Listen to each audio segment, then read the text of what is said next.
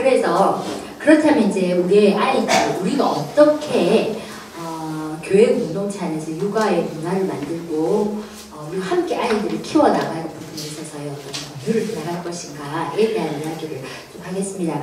오늘 이 얘기를 다 할 수는 없고요. 우선은 우리 태도라든지 뭐 전체적인 이야기를 조금 하겠습니다. 저는 개인적으로 교회 안에서 영유아, 유치부 이 여러분들의 어떤 형태가 대단히 중요하다고 생각해요. 그래서 총회교육원하고 이 일들을 하게 되어진 계기도 고신 이 교회가 정말 제대로 살아남기 위해서는 여기가 살지 않으면 안 돼요. 여러분이 나중에 이게 베이스예요. 공동체 안에서는 옛날 시족사회도 어떻게 보면 가정에서 애를 낳고 애를 키우는 그 육아의 어떤 부분들이 모든 가정에 있어서 아주 중심적 축이었거든요. 근데 이 중심적 축이 살아있으면 결국은 미래가 없는 거예요.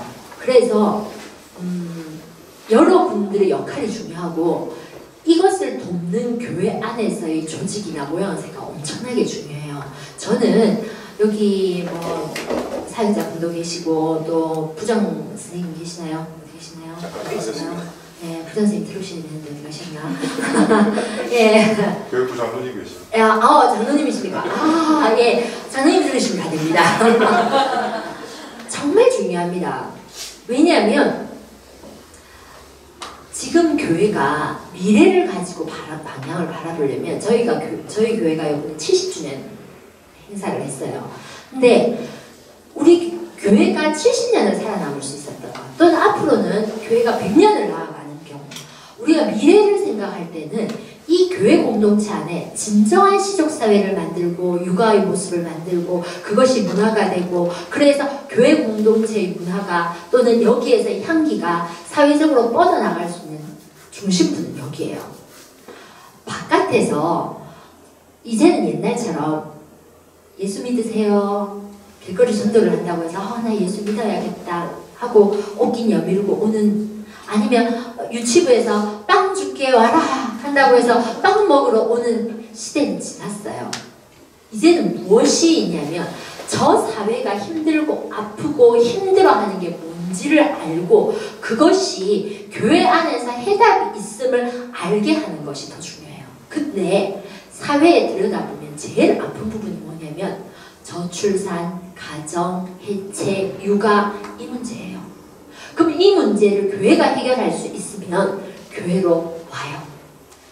교회로 오면 애만 오는 게 아니라 부모가 같이 오고 그 안에서 이 안에 살아있는 정말 시족사회로서의 끈끈한 문화가 만들어져요. 함께 살아가는 삶이 만들어진다는 거예요. 그것을 만들어야 돼요. 그걸 만들면 제가 장담컨대 환희교회는 이 부산시에서 모범적인 형태가 만들어질 수 있을 거라고 생각해요. 그걸 위해서는 거창하게 뭔가를 하는 것도 정말 중요하지만 여러분들 안에 있는 여러분들이 함께 모여서 사랑방을 만드는 것도 더 중요해요. 정말 함께 모여가지고 얘기하고 아이 키우고 그래서 거기에서 왜냐하면 한 명씩만 크는 건 절대 안 돼요. 저는 한 명 키우는 한 명만 바라보면서 한 가정이 기독교 가정이 한 명 제가 기독교 가정과 영유아 교육이라는 오늘은 제가 그 책을 못 가져왔는데 제 책이 있는데 거기서 그런 이야기를 많이 썼어요. 육아의 문제에 있어서 한 명만 크는 것이 얼마나 문제인지에 대한 부분들을 얘기를 많이 썼는데 한 명을 키우는 것은 함께 커나가는 아이의 어떤 발달적인 측면에서 이 아이가 가지고 있는 손실이 너무너무 커요. 그렇기 때문에 많이 낳든지 아니면 못 낳거들라 함께 뭉치든지 이 두 가지 중에서 한 개는 해야 돼요. 그러면 많이 못 낳거들라 뭉칠 수 있는 것들이 많아야 돼요. 그래서 교회 학교가 엄청나게 중요해요.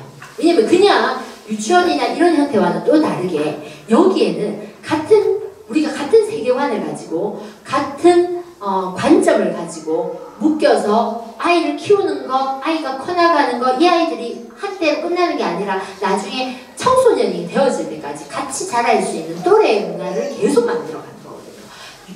육아는, 교육은 오늘로 끝나는 게 아니에요. 지금 영유아부, 유치부 여기에서 시작해서 어디까지 가야 되냐면 대학부까지 계속 가는 거예요. 근데 그렇게 나아가는 과정에서 공동체로 묶여지는 이 끈끈함은 이 아이들이 가지고 있는 교육이나 삶이나 그리고 가치관에 있어서는 거의 베이스 역할을 하게 되어지는 겁니다. 그래서 이 안에서 육아의 문제를 같이 의논하시고 같이 해결하는 관점들이 만들어져야 돼요. 만약에 하다가 힘들다, 어렵다, 그때 되면 같은 가족이, 제가 이제 여기 계신 분들보다 좀 언니일 거예요. 언니를 부르세요. 그러면 언니가 가르쳐주고, 또는 더 선험적 지혜를 가졌던 분들이 같이 오고. 저는 하나 제안을 하는 게, 교회 유치부에는 요 제안들을 저는 어디를 가든지 많이 얘기를 하는데, 영유아 유치부에 누가 들어와야 되냐면 젊은이가 들어와야 돼요. 저는 청년부 대학부 학생들 보고, 저는 대학생들한테 그런 얘기 많이 해요. 영유아 유치부 봉사를 꼭 해라 라는 얘기를 해요. 왜냐하면 옛날에는 시족사회였기 때문에 제가 우리 유아교육과 학생들한테도 그런 이야기를 해요. 얘들아, 혹시 배가 이렇게 부른 산모를 옆에서 지켜보거나 그 배를 이렇게 만져보거나 배가 이렇게 막 움직이는 걸 느껴본 아이 손들어봐 이러면 없어요. 여러분은 결혼하기 전에 그런 걸 느껴본 적 있으세요? 별로 없죠. 근데 옛날에는 시족사회이기 때문에 동네에서 임신한 그 친척들, 그리고 애를 낳는 거, 애 키우는 걸 아주 옆에서 밀접하게 봐요. 그래서 어린 나이에 결혼을 해서 뭔지 잘 모르지만 육아는 이렇게 하는가 보다 하고 체득적으로 습득한 것들이 있어요. 근데 요즘 젊은 세대들은 그걸 하지 않기 때문에 부모됨의 준비가 없어요. 그래서 저는 부모됨을 위한 예비 부모 교육이 엄청 중요하다고 생각하는 사람 중에 하나인데, 몰라요. 모르고 결혼을 하다 보니까 어느 날 애가 생겼어요. 그러니까 모르니까 책을 보면서 부모 교육을 하는 거예요. 삐뽀삐뽀를 통해서 애를 키우는 거예요. 그런데 거기서 잘못 해석되어지는 면들이 많은데 그것을 전달되어지지 않고 고민 없이 그냥 책에 있는 대로만 시키는 대로 교육을 하다 보니까 어느 순간 문제의식이 나게 되어지거든요. 따라서 함께 키우면서 어떻게 아이를 키워야 되는지를 고민해야 된단 말이에요. 그래서 젊은 세대가 들어와야 돼요. 그래서 젊은 세대가 와서 어린 애들을 낳고 키우는 모습을 옆에서 봉사를 하면서 같이 지켜보는 거예요. 옛날 시족사회처럼. 그리고 누가 들어오셔야 되냐면 나이가 좀 많으신 분들이 들어와야 돼요. 이게 세대가 같이 어우러져야 돼요. 그러면 옛날에 애를 키웠던 분들이 선험적 지혜를 나눌 수 있어야 돼요. 애기 젖을 먹일 때 문제가 됐을 때는 이렇게 하면 된다더라. 또 미리 육아를 했었던 분들이 가지고 있는 개념들을 같이 공유할 수 있는 게 이 사랑방에 모여야 된다는 겁니다. 그렇게 하면서 우리가 잃어버렸던 것들을 찾아가야 돼요. 이 공동체 안에서. 그 잃어버린 게 저는 아주 중요하다고 생각하는 것 중에 하나가 내음이 사라지고 있는 거예요. 내음. 저는 아무리 부모가 바쁘고 힘들어도 이 내음을 잃어버리면 안 돼요. 그런데 여러분들 아이가 태어나가지고 정말 여러 가지 발달 중에서 자각을 하고 어떤 부분들을 지각을 하는 데 있어서 아주 중요한 오감각 중에 하나가 뭐냐면, 오감각이 다 중요해요. 시각도 중요하고 청각도 중요하고 후각, 미각, 촉각 다 중요하지만 그 중에 아이에게 아주 예민한 감각을 하나만 들어라고 얘기를 하면 후각을 들어요. 어느 정도로 예민하냐면 아이가 신생아를 태어났을 때 엄마 젖을 묻힌 거즈와 다른 사람의 젖을 묻힌 거즈를 이렇게 두면 아이가 엄마의 젖을 묻힌 거즈 쪽으로 고개를 돌려요. 그 정도로 후각은 살아있어요. 그 정도로 후각은 예민해요. 그리고 그 후각을 통해서 무엇을 느끼냐면 관계를 만들어요. 그런데 요즘 아이들이 무엇을 잃어버렸냐면 가족의 내음을 잃어버리는 거예요.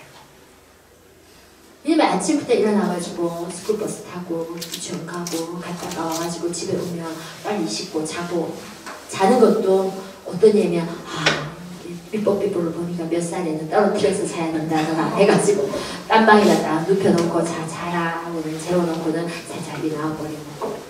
그렇지 않아도 바빠서 아이 스스로가 가족이라는 것을 후각적으로 느끼지 못하는 상태에서 멀어서 그래요. 이런 부분들을 해결하기 위해서는 반드시 아이하고 부비는 과정이 있어야 돼요. 그리고 함께 부비는 이 교회 공동체의 내음이 있어야 돼요. 그러니까 땀 내음을 아이들이 맡으면서 살아야 돼요. 아주 깔끔하게 나의 이 향기가 아니라 사람이 부비고 같이 살아가는 내음을 느끼게 해줘야 돼요. 저는 그래서 제가 사실 바쁘지만 우리 아이에게 꼭 해주는 게 뭐냐면 오늘 아침에도 이렇게 준비하고 오기까지는 우리 애하고 계속 뒹굴어요. 우리끼리는 이 용어가 뒹굴어요. 그러니까 뒹구는 거예요. 같이 애하고. 그러면서 안고 부비고 냄새 맡아주고. 그러니까 우리 첫째 아이도 그렇고 둘째 아이도 그렇고 항상 엄마 냄새를 너무너무 좋아해요. 모든 아이들이 엄마 냄새를 좋아하죠. 근데 이 엄마 냄새를 좋아하는 것은 아이들에게 엄청난 문제예요. 근데 그것에 대한 감각이 없다면 그거는 내용을 맡을 수 있게 해줘야 돼요. 우리 큰애는 아직도 고등학교 1학년짜리 아이가 아직도 우리 엄마 냄새, 우리 아빠 냄새 이래요. 그래서 어떤 사람들은 이런 이야기를 해요. 보통 한 고등학교 1학년쯤 되면 애들이 아빠는 근처도 못 오게 하는 애들이 있다고 하거든요. 근데 우리 애는 아직도 아빠, 나 아빠 냄새 좀 맡아야 되는데 하고 톡 안겨가지고는 아빠 냄새는 아직 살아있다. 이런 느낌이에요. 제가 방금 전에도 그런 이야기를 했는데 앞으로 미래 사회는요. 지식을 많이 암기하고 있는 자가 세상을 주도하지 못해요. 앞으로 미래 사회에 없어지는 제일 우선되어진 직업군 중에 하나가 어디냐면 교수예요. 교수는 없어져요. 미래 직업군에. 왜냐하면 교수는요. 정보를 교수가 이렇게 가르쳐주고 전수하지 않아도 정보가 다 남아있거든요. 그래서 정말 전략적으로 이걸 전달을 잘할 수 있는 몇몇만 필요한 거예요. 그러면 강의 잘하는 한 사람이 지금도 그래요. 강의 잘하는 한 사람의 강의가 전 세계적으로 뻗어나가는 거예요. 다 들을 수 있어요. 그러니까 많은 지식을 머리에 넣어가지고 바깥으로 전달하는 이 역할은 이제 필요가 없어요. 그러면 미래 사회의 세상을 리더해 나갈 수 있는 사람은 누구냐면 오거나이즈를 잘하는 사람이에요. 이것을 연결시킬 수 있는 사람이에요. 즉 뭐냐면 관계성을 만들 수 있는 사람, 그래서 끈을 연결할 수 있는 사람, 그리고 다른 사람을 보면서 그 사람의 마음을 읽을 수 있는 사람, 이런 그냥 단순한 기계가 하지 못하는 역할들을 할 수 있는 사람이 앞으로 사회에서는 살아남아요. 의사도 없어져요. 기계가 다 수술하면 돼요.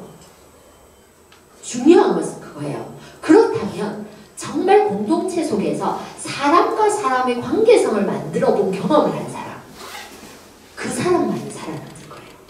저는 그래서 여러분들 안에서 아이들이 10명이 모였어요. 그럼 10명이 놀다 보면 싸우죠.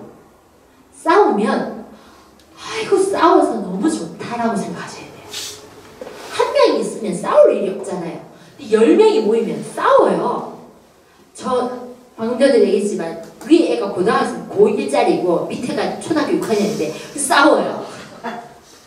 어렸을 때는 기저귀 다 갈아주고 이렇게 키우던 큰애는 딸이고 이제는 아들이거든요. 그런데 싸워요. 어떤 때는 또 두 명이 죽이 잘 맞아서 있다가 또 어느 날은 뭐 엄청나게 똑같아 라고 할 정도로 싸워요. 싸우게 되거든요. 10명 모이면 같은 집에 자녀들끼리도 4명, 5명 그 얘기했잖아요. 포도 짐승 4명이 되는데 가까운 집의 사람들이 10명의 아이들이 모이면 싸울까요? 안 싸울까요? 싸워요. 그럼 싸우면 어떻게 해야 되냐면 싸워라. 그 대신 너네가 해결해라. 그렇게 두셔야 돼요. 내려놓으세요. 저렇게 싸우다가 우리 애가 쟤한테 잘못하면 어떡하지? 저 애가 내한테 이렇게 하면 어떡하지? 이런 고민을 다 내려놓으세요. 우리 약속을 하는 거예요, 같이. 그냥 너희들 안에서 해결해라. 정말 안 될 때는 누구든지 한 사람이 해결할, 뭐 예를 들어서 얘기를 해줄 수는 있어요. 중재를 해줄 수는 있지만 그야말로 중재, 중간적인 입장에서 네가 기분 나쁜 거 얘기해. 네가 기분 나쁜 거 얘기해. 네가 잘못한 거 얘기해. 네가 잘못한 거 얘기해. 그럼 어떻게 할까? 너네 알아서 해결해. 이렇게 하면 어려운 빠져야 돼요. 절대 이거 가지고 우리 애가 잘못했니? 네가 잘못했니? 이거는요. 진짜 시족사회에서는 절대 일어나면 안 돼요. 그러니까 내려놔야 돼요. 그리고 부대끼도록 내버려둬야 돼요. 그게 처음에는 약간 낯설어요. 근데 이게 좀 진행이 되다 보면 어느 순간 약간 내려놓음이 만들어지면서 아이들 사이에서 그네들이 질서를 만들어가요. 자, 질서를 만들다 보면 여러분들 어떤 애는 대장 역할을 하고 어떤 애들은 뭘 해요? 그 쉽게 하면 쫄따구 역할을 해요. 자, 그러면 쫄따구 역할 하는 게 좋아요? 대장 역할 하는 게 좋아요? 대장 역할 하는 부부가 더 좋겠죠? 근데 발달적으로는 절대 아니에요. 쫄따구 역할 하는 게 얼마나 은혜가 되는지 몰라요. 실제로 놀이할 때 권력이 있어요. 아이들이 놀이에는 권력이 있는데 권력이 센 아이가 놀이를 할 때 소꿉놀이 같은 걸 하면 권력이 센 아이는 뭘 하냐면 뭘 할 것 같아요? 가족놀이를 한다. 무슨 역할을 맡을 것 같아요? 제일 서열 그렇게 생각하세요? 아, 조금 더 심도 깊게 생각해보세요. 서열 1위는 무조건 엄마 역할을 해요. 아빠 역할을 안 해요. 아빠 역할은 서열에 안 들어가요. 보통 서열 1위는 엄마 역할을 해요. 서열 2위는 언니 해요, 언니. 그러면 서열 마지막은 뭐 할까요? 아빠 서열 마지막은 아니에요. 서열 마지막은 뭐냐면 멍멍이에요, 멍멍이. 멍멍이거나 아기를 해요. 보통은. 그런데 그 멍멍이나 아기 역할을 하는 아이 입장에서 부모는 야, 저희 과 교수 애가 맨날 멍멍이하고 저 그걸 한대요. 알고 있으면서는 기분이 나쁘대요. 은근 기분이 나쁘대요. 그런데 그게 가지고 있는 장점이 얼마나 큰지 몰라요. 왜냐면 리더 역할을 하는 아이는 그 평생 리더를 할 수 없잖아요. 그 소꿉놀이는 아무것도 아니에요. 앞으로 아이가 살아가야 될 얼마나 많은 일들이 있는데 이때 리더 역할을 하는 아이는 어떤 영향들이 있냐면 리더를 할 때는요. 자기가 뭘 해야 될지만 계속 생각하는 거예요. 다른 사람이 뭘 하는지에 대한 부분을 관찰하고 느끼고 감지할 겨를이 없어요. 그러니까 계속 내가 이걸 끌어가야 되기 때문에 엄마로서 내가 뭘 하는 계속 새로운 이야기를 만들고 이것만 해요. 그러니까 어느 순간은 고갈이 돼버려요. 그래서 반드시 인기아는 비인기아로 떨어질 가능성을 내포하고 있어요. 그래서 위험해요. 그런데 밑에 아이는 왜 멍멍이나 아기를 하냐면 기질적으로 성격이 그런 애들이 있어요. 뭐냐면 내가 뭔가를 끌어가는 데 대한 부담은 있지만 멍멍이나 아기는 무슨 반응만 하면 돼요? 자, 멍멍이는 뭐라 하면 되죠? 멍멍만 하면 그 놀이에서 절대 빠지지 않아요. 자, 아기는 응애만 하면 그 놀이에서 절대 빠지지 않아요. 그런데 놀이의 전체 구조를 왜냐면 내가 생각 안 해도 되니까 놀이의 전체 구조를 계속 관찰할 수 있어요. 그래서 어떻게 보면 관계성이 이루어지는 걸 세밀하게 관찰할 수 있는 역할이 멍멍이고 애기예요. 아주 탁월한 역할이에요, 그 역할은. 그래서 실제로 사회성 발달을 앞으로 전체적으로 많이 해나가는 장기적인 과정에서 대단히 의미 있는 관계예요. 그렇기 때문에 그래서 그 관계들이 어느 정도 이루어지다 보면 그 아이가 차고 올라가는 데가 있어요. 근데 차고 올라가면 또 어느 순간 기세적으로 내려올 때도 있어요. 그걸 몇 번을 반복을 해야지 아이는 사회성이 발달하는 거예요. 그러니까 거기서 멍멍이 한다고 힘들어 하시지 마세요. 거기서 내가 우리 아이는 늘 엄마 하고 있다고 자신감을 가지지 마세요. 그리고 또 힘들어도 하지 마세요. 언젠가는 그 아이가 밑으로 내려오는 날도 또 있어요. 그건 자연적으로 만들어져야 돼요. 여러분이 간섭한다고 만들 수 있는 게 아니에요. 단지 자연적으로 만드는 것을 아이가 견디고 그것을 헤쳐나갈 수 있는 힘을 만들기 위해서는 공동체가 필요한 거예요. 또래가 필요한 거예요. 그 안에서 때때로는 같은 또래도 필요하지만 나이가 많은 아이와 관계하는 것도 필요하고 나이가 적은 아이와 관계하는 것도 필요한 거예요. 그걸 통해서 경험해야 될 것도 경험해야 된다는 거죠. 두 번째, 움직임이 사라지고 있어요. 여러분은 어렸을 때 어떻게 하고 노셨어요? 뛰어다니면서 노셨어요? 들을 뛰어다니면서 놀았죠? 자, 요즘 아이들은 어떻게 놀까요? 머리에서 한번 생각해 보세요. 아침에 일어났어요. 뭐 해요? 텔레비전 봐요. 텔레비전 봐요. 자, 그 다음은 밥 먹어요. 그 다음은 스쿨버스 타요. 타고 유치원이든 어린이집든 갔어요. 가면 어떻게 노는 줄 아세요? 앉으라고 해요. 앉아서 그룹별로 앉아가지고 앉아서 놀아라고 해요. 놀고 싶은 놀잇감을 가지고 의자에 바른 자세로 앉아가지고 놀아라고 해요. 자, 그렇게 해서 바른 자세로 앉아서 놀았어요. 집에 왔어요. 이제는 뛰면 안 돼요. 밑에 층에서 할머니 올라와요. 그렇게 되면 어떻게 해야 되죠? 예, 뒤꿈치를 들고 다니래요. 자, 뒤꿈치를 들고 다녀요. 자, 그러고는 빨리 자래요. 빨리 잤어요. 또 일어났어요. 텔레비전 봐요. 또 스쿨버스 타요. 자, 이렇게 살아가요. 여러분들의 아이들은. 행복해요? 여러분 힘드시죠? 애들도 힘들어요. 애들한테 물어보세요. 세상 살기 너무 힘들다 그럴 거예요. 우리는 그래 안 살았는데, 우리는 팔뚝거리고 살았는데 애들은 뒤꿈치 들고 살아라 그러는 거예요. 그러니까 이 애들이 움직일 수 있는 어딘가를 만들어줘야 될 거 아니에요. 그래서 교회에서라도 뛰어다닐 수 있는 데가 있어야 된다고 저는 생각해요. 애들 뛰어다닌다고 뭐라 하지 마세요. 요즘 애들을 교회에서 저렇게 뛰어다니고 아마 장로님 안 그러실 거라고 저는 믿어요. 다칠까봐. 다칠까봐. 안 다칠 수 있게끔 교회가 좀 준비를 해줘야 돼요. 왜냐하면 너무 불쌍해요. 요즘 애들. 뛸 공간이 없어요. 집에서조차 뒤꿈치를 들고 다니고, 저는 이제 유치원이나 어린이집 교사를 교육할 때는 무조건 애들을 데리고 나가라는 얘기를 엄청 많이 해요.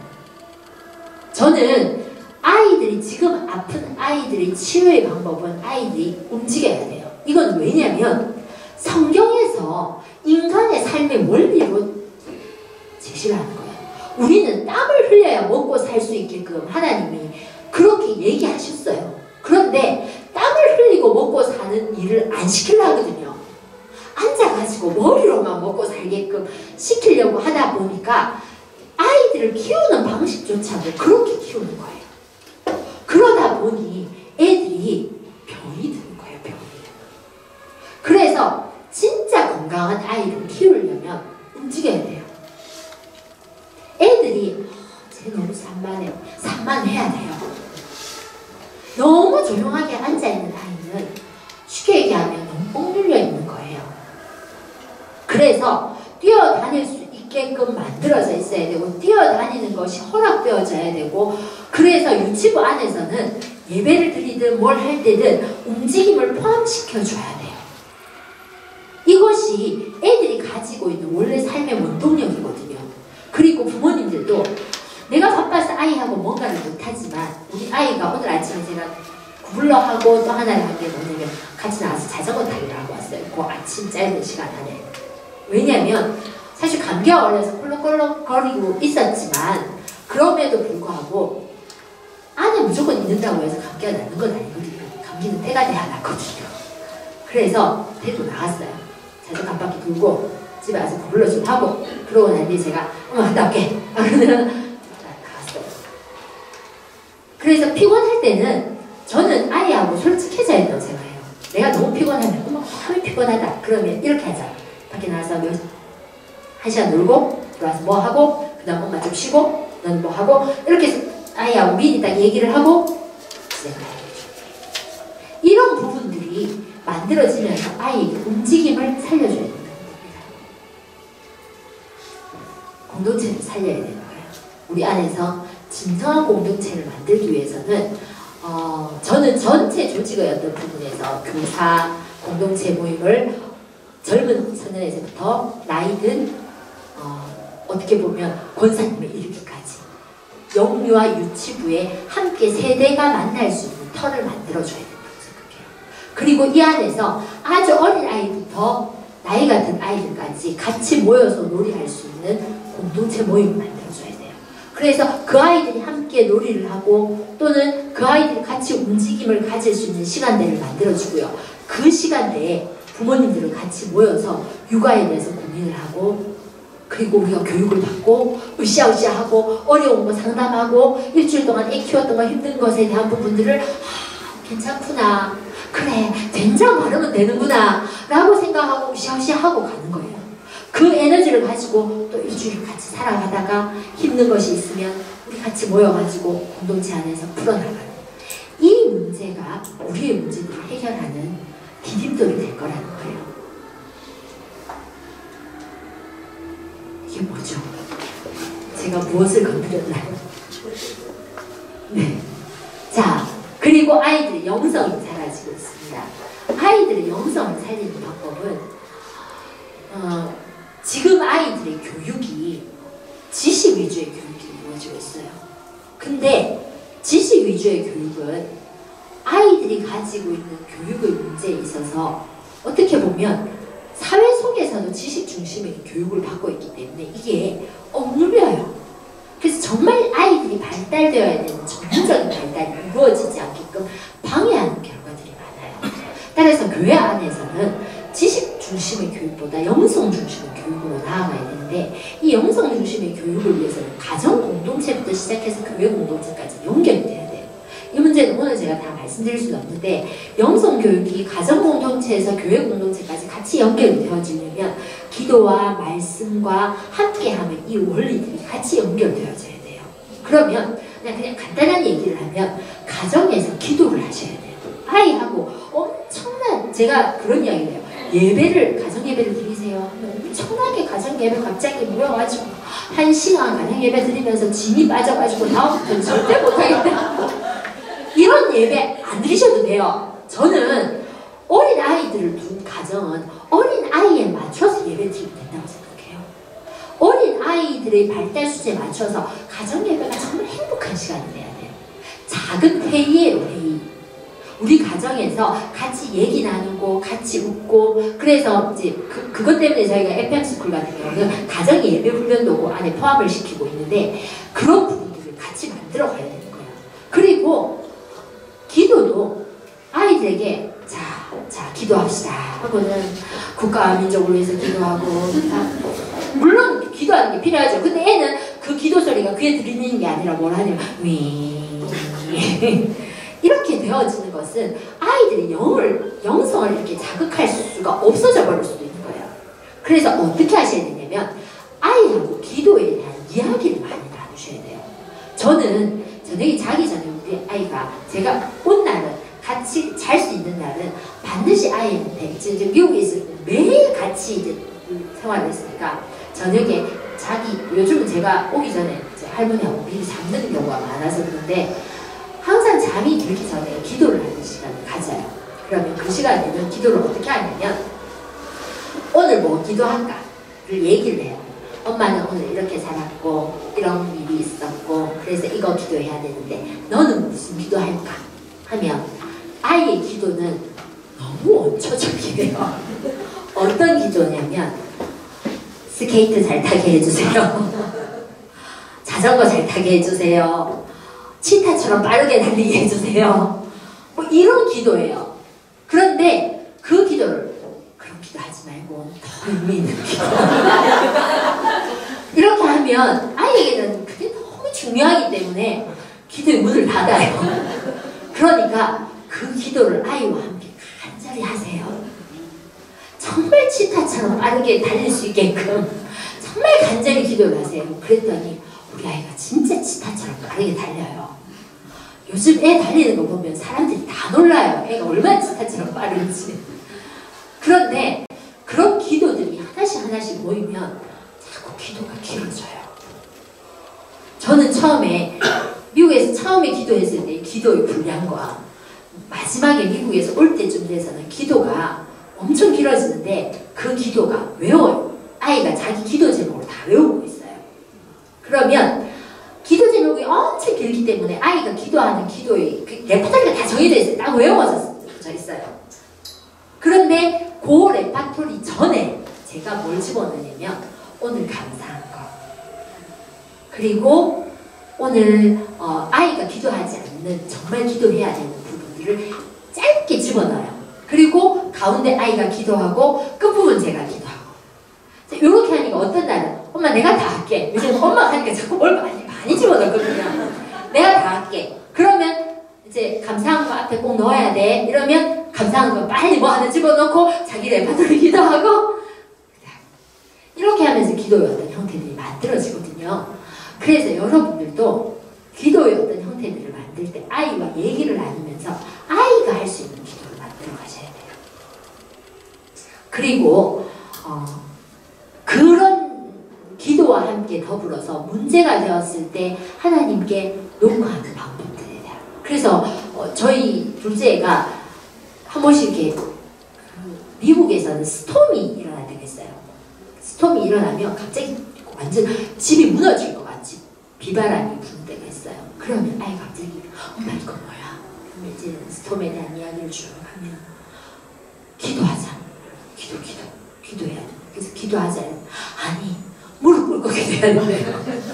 그래가지고 옛날에 저기 한국에서도 한번 그거 태풍이 온 적이 있었는데 그때도 아이가 갑자기 뭘 하냐면 기도를 해야 된대요. 그냥 기도를 하려고 했더니 아니고 이게 태풍이가 그때 뭐라 하냐면 태풍이가 우리 여기 안 오고 저기 지나가려면 무릎을 꿇고 기도를 해야 된대요. 갑자기 부흥회가 됐어요. 그러니까 아이하고 꼭 기도를 해야 되는 시점에 아이가 그 요구가 생겨날 수 있도록 건드려야 돼요. 근데 그렇다고 해서 우리 아이가 아주 영성이 뛰어나고 항상 예배를 드리고 이런 아이 아니에요. 엄청 산만하고 둘째 아이 같은 경우에 아직 움직이기가 많고. 그런데 필요할 때는 한 번은 요번에 아픈데 할머니 기도해주면 낫지? 기도해줘. 나 배가 아파. 기도를 했어요. 할머니가 기도를 해주시니 갑자기 진짜 나은 것 같아.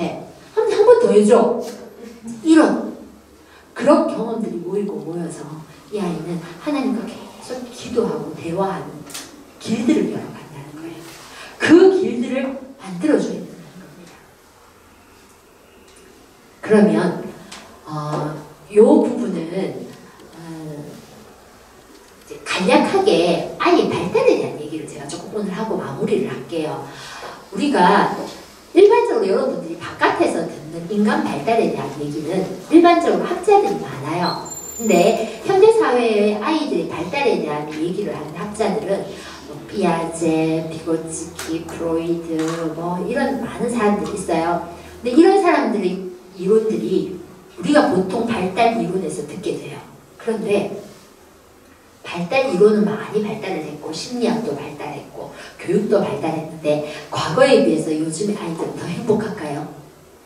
과거에 비해서 요즘의 아이들은 더 잘 발달되고 있을까요? 이 문제는 부정적이에요. 제가 제 박사 학생들한테 그런 얘기를 해요. 쓸데없는 연구해가지고 저기 꽂아 놓으려는 것들랑 박사하지 말라고 제가 그렇게 뭐라 할 때가 있어요. 우리 학생들한테.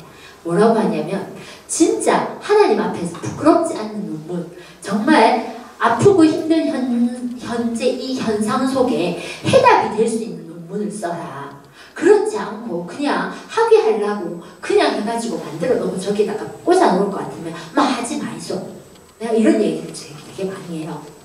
여러분들 근데 정말 그렇게 꽂아져 있는 책이 너무 많아요. 그런데 우리가 성경 속에서 하나님이 아이들의 발달에 대해서, 인간 발달에 대해서 어떻게 생각하실까를 한번 묵상을 해보면 우리가 생각했던 것보다 우리가 할 수 있는 일이 적어요. 어떻게 보면 인간이 어떻게 해가지고 인간을 완전히 뒤집어 엎는 건 불가능해요. 왜냐하면 우리는 결국은 죄인이거든요. 가르치는 사람도 죄인이고 배우고 있는 사람도 죄인이거든요. 그런데 그 안에 분명히 부정적으로 창의적으로 자랄 수밖에 없는 씨를 갖고 있는 아이들이 바람직한 방향으로 나아갈 수 있도록 힘을 합치는 것이 교육의 모습이 되어야 된다는 거예요. 그런데 인간 발달에 있어서 우리는 인지 발달을 얘기하면 인지 발달이에요. 그러면 우리는 항상 무엇만을 얘기하냐면 세상에서는 인지하면 아는 것이에요. 아는 것만 얘기하는데 실제로 아는 것을 많이 늘려주는 것은 한계에 달려왔어요. 아는 것을 많이 안다고 대단한 아이가 안 돼요, 이제 앞으로는. 근데 아직도 세상은 많은 것을 아는 것이 인지 발달이라고 생각하고 그걸 위해 교육을 시키거든요. 근데 진짜 제대로 된 인지 발달은 우리는 누구를 닮았어요? 하나님의 형상을 닮았어요. 그래서 장점이 있어요. 그 장점이 뭐냐면 하나님이 가지신 장점 중에서 하나님이 다 장점이시지만 하나님이 가진 것을 본받은 아주 매력적인 요소가 있어요. 우리가 인간이. 그게 뭐냐면 인지적 능력 중에서 최고봉이 하나님이 천지를 창조하셨던 것처럼 우리가 창조력이 있어요. 그래서 인지 발달에 있어서 이런 여러 가지 능력 중에서 창의성이라는 부분들은 인지 발달 능력 중에서 제일 핵이라고 봐야 돼요. 근데 이 창의성이라는 부분들은 우리가 어떻게 보면 대단해요. 어떤 때 보면 야 진짜 하나님 형상을 받아서 만들어진 인간이 맞구나 라는 생각이 들 때가 있죠. 핸드폰 보세요. 핸드폰. 여러분 자 20년 전만 해도 이게 있을 거라고 생각했어요? 저 20년 전에 우리 애기 아빠랑 데이트할 때 삐삐 쳤거든요. 삐삐. 그쵸? 근데 지금 이 핸드폰이 어느 정도냐면 핸드폰 없이는 아무것도 할 수 없는 세상이 만들어졌어요. 옛날에는 전화만 하는 것이라고 생각했지만 이거 뭐예요? 저는 이 핸드폰 어떤 애는 저 어디 던져버리고 싶어요. 하루에 결제가 50건씩 결제를 해야 되는데 핸드폰으로 결제가 다 되는 거예요.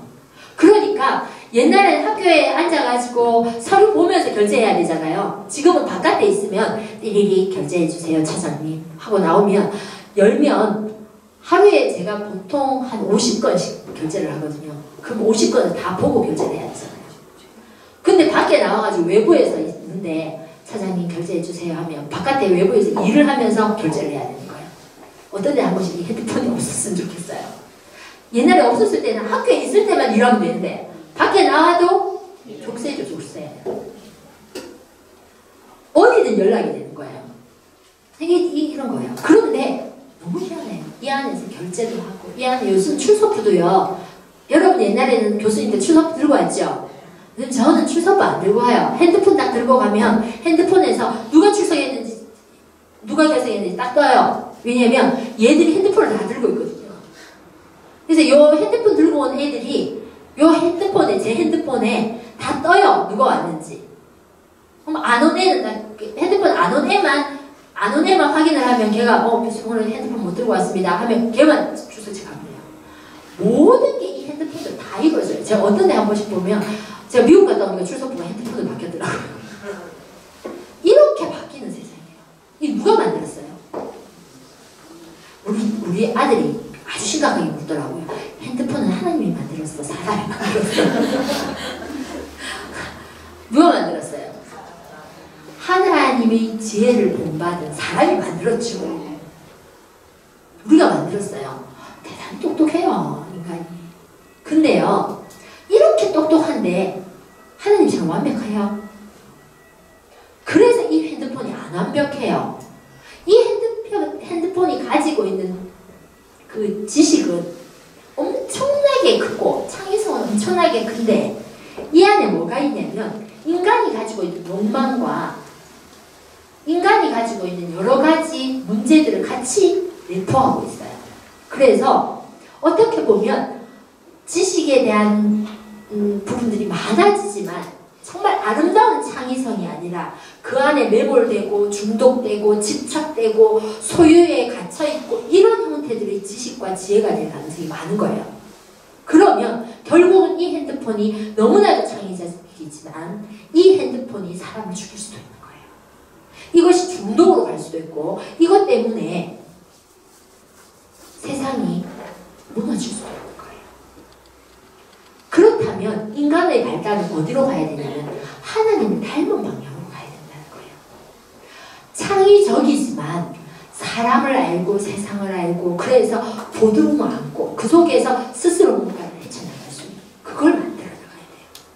교회 공동체 안에서 아이들이 하나님을 바라보면서 내가 가지고 있는 한계를 깨닫고 무릎을 꿇고 그래서 그 안에서 정말 아름다운 창의성을 발현시켜 나갈 수 있는 교육이 이루어져야지 그냥 똑똑한 아이는 이제 이 세상에서 쓸모없는 인간들이 될 수 있다는 거죠.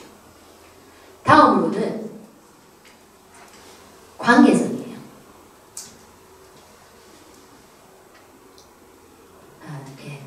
자, 관계성이에요. 자, 인간은 하나님이 어떻게 창조하셨냐면 여호와 하나님이 이르시되 사람이 혼자 사는 것이 좋지 아니 내가 그를 위하여 돕는 배필을 지으리라 해서 처음으로 사회가 만들어졌어요. 자, 그 최초의 사회는 가족 공동체예요. 가족 공동체가 만들어졌어요. 이 가족 공동체가 여러분들의 가족 공동체예요. 하나님은 뭐 하라고? 서로 도우라고. 그런데 여러분 가정은 서로 돕기만 하세요.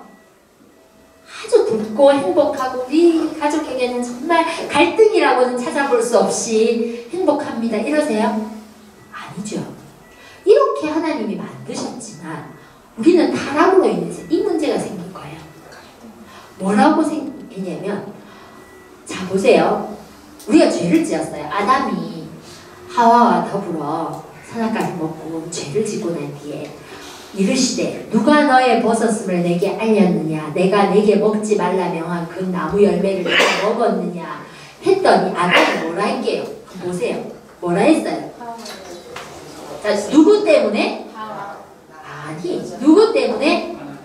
하나님이 주셔서. 첫째, 누구 때문에? 원래는 관계성을 가졌어요. 하나님하고도 관계성을 가지고 아담과 하와도 관계성을 가지고 자연과도 관계성을 가졌어요.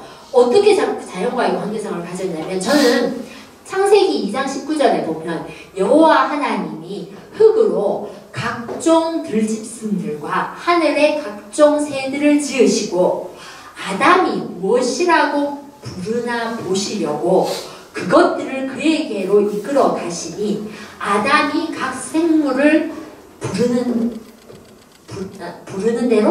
대로 각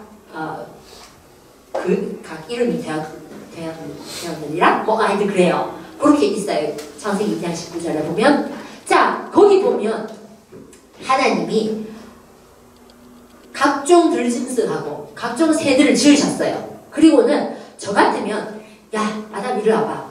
얘는 독수리야. 앞으로 독수리라 그래.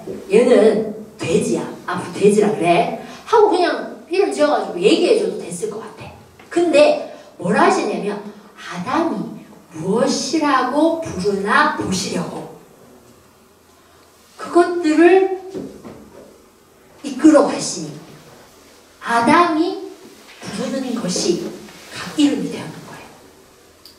이것은 무엇이냐면 하나님 인간과의 관계성을 보여주는 거예요. 하나님은 절대적으로 일방적이지 않으셨어요.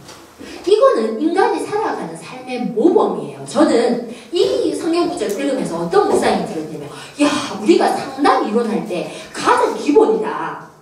왜냐면 뭘 할 때 다른 사람이 공감을 하고 그 사람에게 묻고 대답하고 이거는 교육학에 있어서 기본이거든요. 기본의 이 기본은 여기서 나온 거예요. 하나님이 인간에게 관계하신 그 관계에서 나온 거예요. 뭐라고 부르나 보시라고. 그렇게 같이 관계를 하신 거예요. 그러면서 아담아 한번 보세요. 아담아 이거 뭐라 하고 물었더니 아담이 하나님 있잖아요. 얘는 독수리라 하고 싶고요. 얘는 돼지라 하고 싶고요. 얘는 호랑이라고 하고 싶고요. 얘기를 한 거예요. 그래서 그랬더니 그래 그럼 그렇게 하자 이렇게 하셨다는 거잖아요. 이렇게 해서 만들어지는 관계성이 깨어지고 났더니 어떻게 하냐면 아담은 누구부터? 하나님하고 관계 깨트리고 그 다음은 주셔서 나와 함께 하신 여자 자 인간과의 관계성 깨트리고 그가 그 나무 열매를 내게 주므로 내가 먹었나이다. 자연하고의 관계성 깨지고 그러면서 정말 갈등이 생기는 거죠.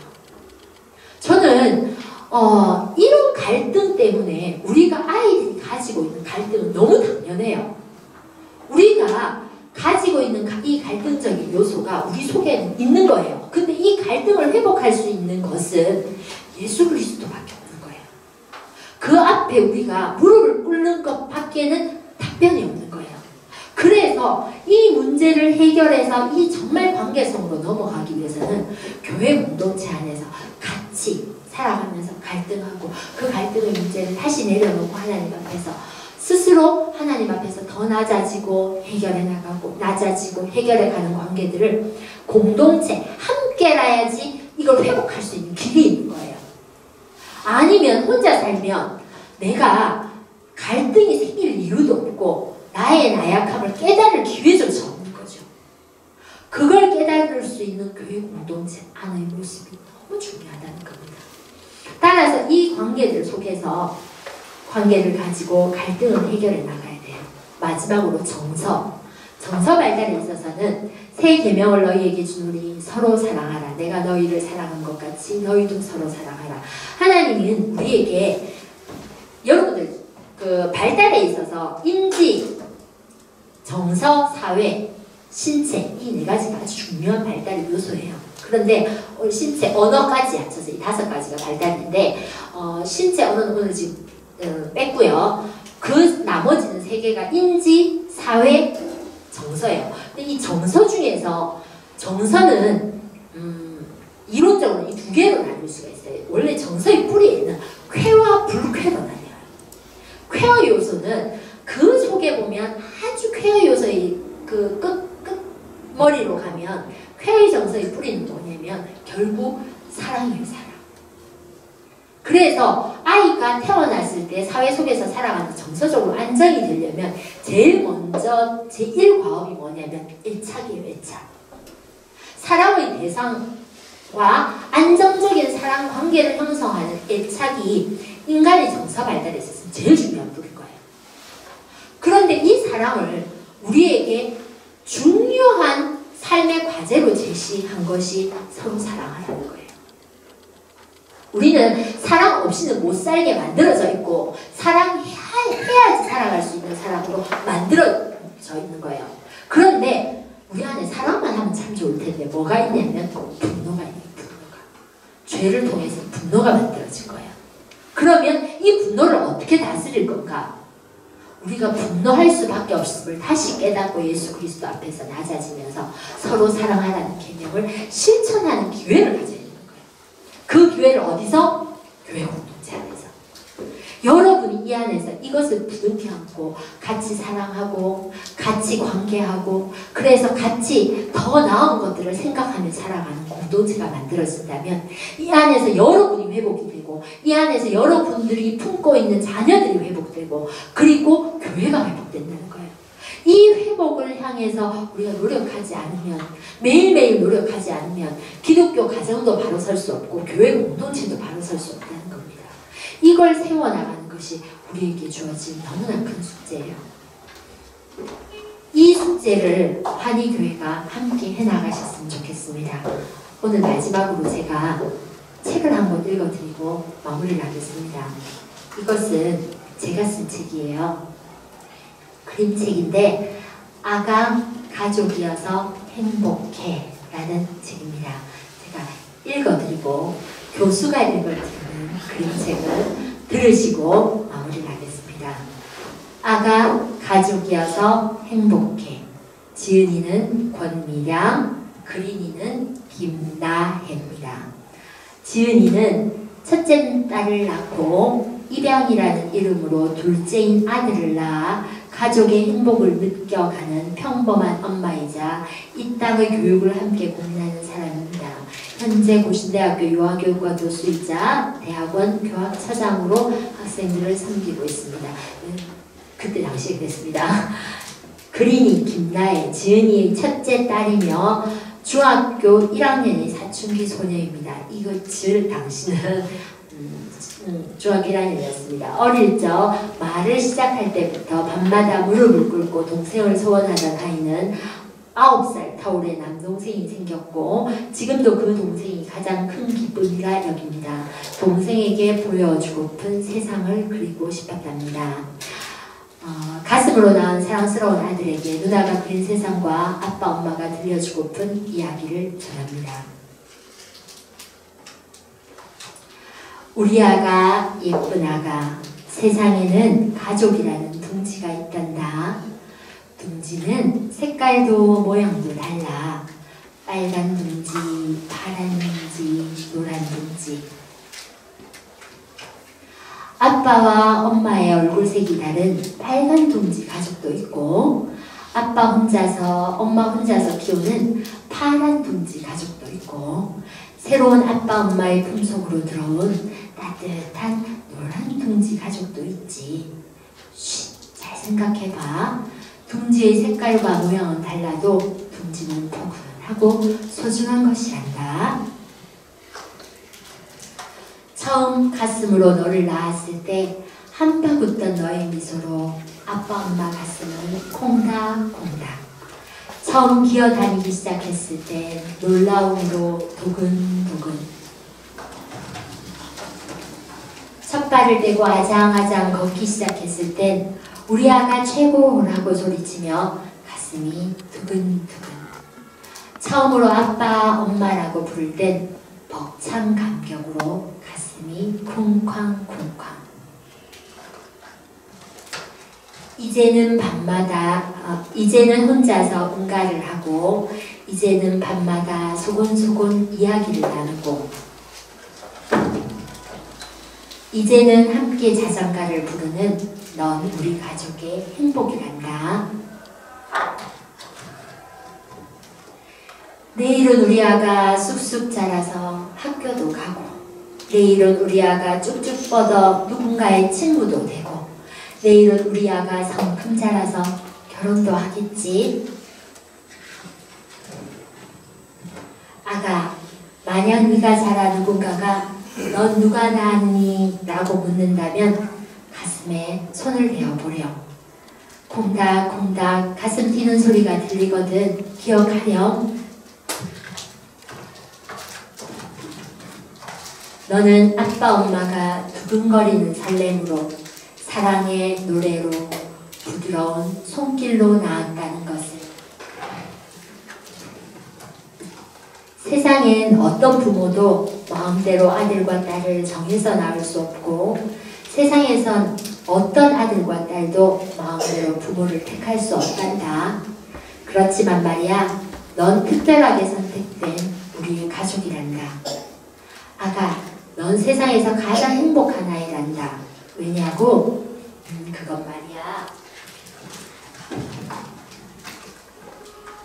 뱃속에서 너를 품은 엄마가 있고 건강한 내 모습을 준 아빠가 있고 콩닥콩닥 뛰는 사랑이라는 가슴으로 너를 낳은 엄마가 있고 너의 든든한 울타리가 되는 아빠가 있으니까. 아가, 만약 네가 눈물이 나거나 외롭거든 두 손을 모아보렴. 두근두근 가슴이 따뜻해져 오거든 기억하렴.